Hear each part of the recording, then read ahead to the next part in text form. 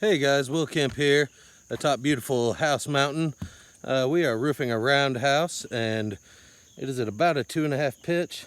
So I want to show you what it looks like when we are ice and watering an entire roof surface and shingling over the top of that for extra security. Also, there is a nifty sun tunnel dome on top of the pagoda on this thing, so it's pretty cool to look at. I'm gonna give you a quick view of it. Okay, there you see all the ice and water shield.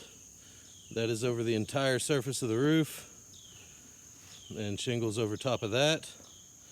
And here we've got this nifty dome that's gonna shed some nice light down into the center of this house. And in this case, it's a straight shot, so they will actually have the option of looking in through the glass without the diffuser and actually seeing the sky itself. So pretty cool, and this is going to turn out real nice, guys.